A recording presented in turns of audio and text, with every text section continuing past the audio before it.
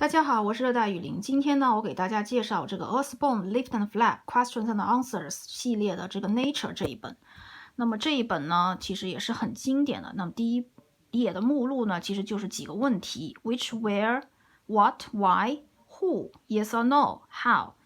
然后他就开始介绍 which 就是说提很多问题，比如说哪个生物可以住在这个岩石边的小池塘里啊？哪个动物可以留下这样的脚印啊？还有呢，就是比如说这些植物是从哪里来的，这些都会问。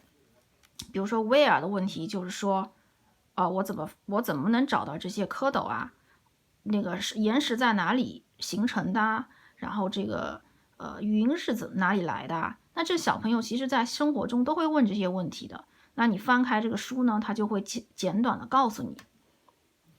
那接下来就问为什么？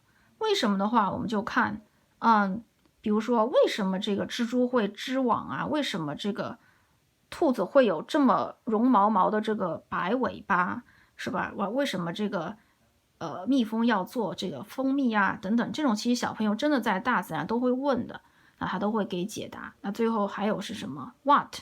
那比如说这是什么啊？比如说这个鸭子现在在干什么？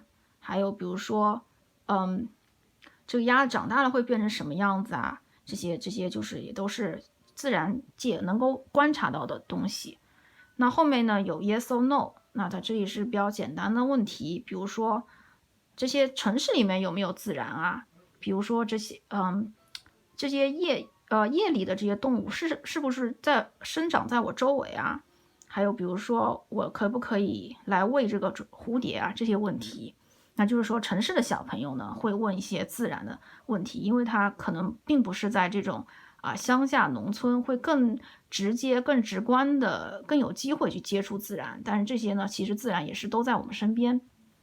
那最后一页呢就是 how， 那如何，比如说这个鸟能飞多高啊，然后我怎么能种这个花啊，这些都是小朋友也很感兴趣的问题。那最后就是有一些小的问题，谁来过这儿，谁做的这个呀，是吧？这个都是小朋友也会问的。看这些不同的脚印也是很 Q， 所以这是一本适合3岁左右的小朋友看的这种关于自然的一些问题的这样一本书。